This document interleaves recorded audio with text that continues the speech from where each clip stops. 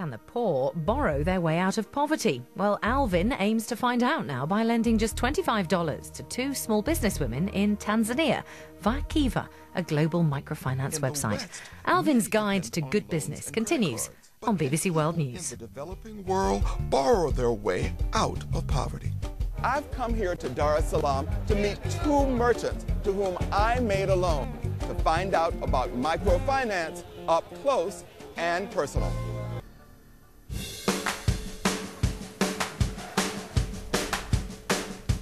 Before I traveled to Africa, my journey began on the other side of the world. Microfinance is the lending of small amounts of money to entrepreneurs in the developing world. These loans don't involve the usual paperwork and they lack collateral. Yet they have changed the lives of people in India, China, Latin America, parts of Europe, and Africa. I've come to meet a company that's added a new feature to the microfinance world here in the city by the bay, San Francisco. This laid-back Northern Californian city is often associated with the internet, not finance. But Kiva.org is bringing credit to the masses via the internet. Using the Kiva website, I'm going to lend some of my money to a small business in a very different part of the world. The businesses range from taxi drivers in Kazakhstan to pig farmers in Cambodia. Matt Flannery founded Kiva in 2005. He and Kiva president, Premal Shah, are the driving forces behind this social enterprise. Premal gave me a guided tour. Basically, you can go online to www.kiva.org and essentially sift through entrepreneurs in need of loan. And when you sift through these entrepreneurs, you can actually read about their life story, and then when you make a loan to someone, you can follow their story and how their business is growing. So I'm going to look through and see if I can find somebody I want to loan some money to. Great. Okay. Have at it. See you later. All right. Okay. Good luck. Okay, thanks. The default rate at Kiva is just 2%, so I'm expecting my money back. I found one group in Tanzania that interests me. It's called the Ford Group. There are 26 members, 24 women, and 2 men. The mix of businesses is fascinating. There's one particular lady in this group who sells cassava on the street of Dar es Salaam, and her story was very touching to me, so they interest me. So I think I'll make a loan to them. Okay. So I've made my first loan via Kiva, $25 to the Ford Group in Tanzania, and the group will decide which one of their members actually gets the loan. So I'll be curious who ends up with my $25 and how long it will take me to get that money back. Since Kiva began, over 600,000 people have lent more than $120 million. This has helped more than 300,000 entrepreneurs around the world. I'm following the money I lent to Tanzania. Dar es Salaam, the business capital of Tanzania. It's one of Africa's fastest growing cities. Like so much of the developing world, business is conducted in the open. This city is overflowing with small businesses and budding entrepreneurs. Rita, a local microfinance coordinator, took me to meet a cassava seller, a member of the group to which I loaned $25. And what is she selling here? She sells cassava. She fries it and then she sells it to the people who are having breakfast. And how important, Rita, has the loan been for Atuna? I used to sell cassava for 2 hours and then I was out of stock.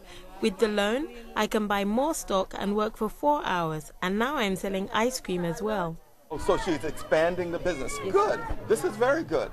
So she has more products to sell and she'll appeal to more people. She's making really good progress, I think.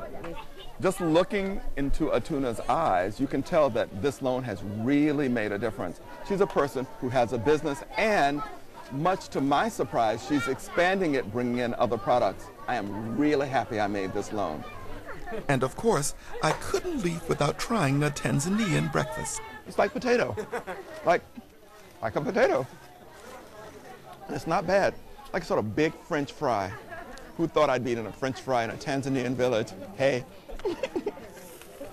Atuna pays interest on her loan. This covers the cost of the local microfinance organization. But neither I, the lender, nor Kiva receive any interest. How does Kiva cover its costs? When you make a $100 loan on Kiva, you have the opportunity to pay us 15% of that on top. Now, you don't have to. You can just decide to pay $100. But what we find is most of our users donate to us, which helps us keep the lights on. Like Atuna selling ice cream, Kiva is expanding into new areas, bringing its brand of microfinance to the richest country on earth. So you're now lending into the U.S.? Well, you know, we think that poverty and people's inability to access credit is a near universal phenomenon. It happens in every country. And so, to me, the United States is just one other country. It's kind of Kiva's 45th country. And, up till now, we've worked only in the developing world. And we'll let the internet community decide. New and different products can affect the perception of a brand. Will moving into a country known to be as rich as the USA cause problems for Kiva? Hi, I'm Maureen. I'm Eric Manch. Hi, Kiva World. This is James Pettigrew. Back in Tanzania, I met another small business owner who also owes me $25. Very nice to meet you. And this is your shop, isn't it? Nima runs a pharmacy. She also sells clothes door to door. So when did she decide to expand her business? After I got the loan, I decided to expand. With the capital, I bought more clothes and I opened my pharmacy.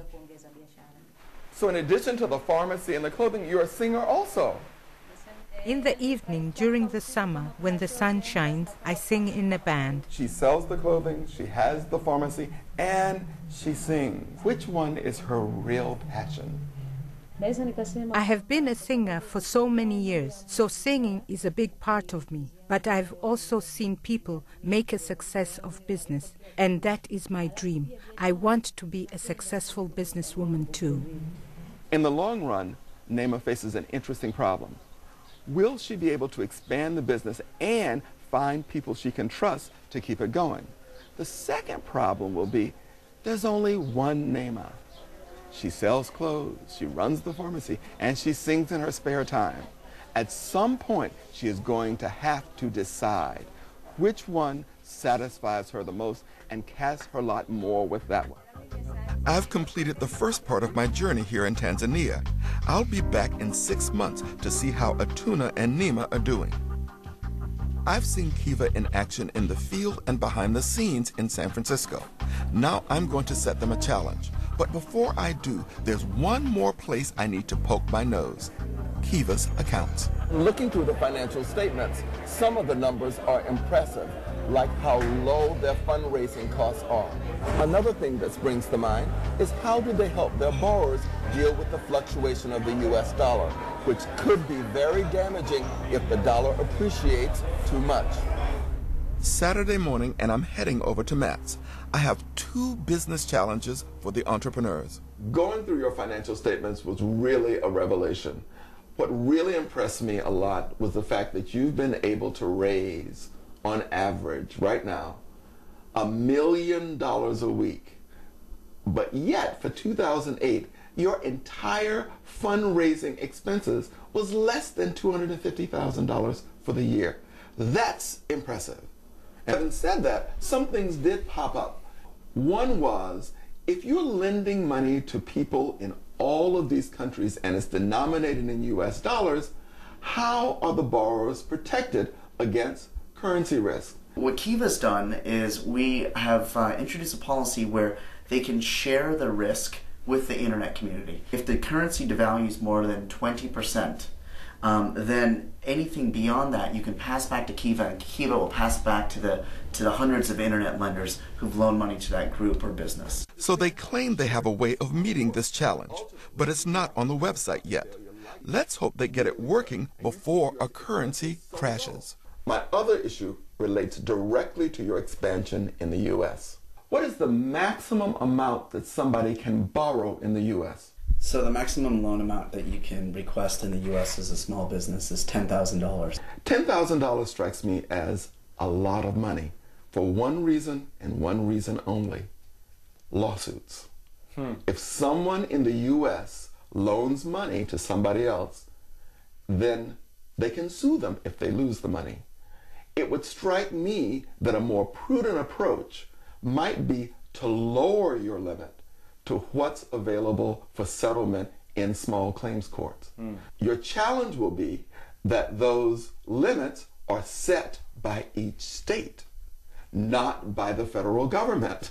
If I were a borrower over Kiva and somebody sued me because my business failed and they said I mismanaged the business, my first thought was, I'm going to sue Kiva. Why didn't they protect me? So I'll be interested to see what you decide in the next 6 months between now and the time I come back. We'll get back to you about that. Yes, thanks. All right. Thank you. Good.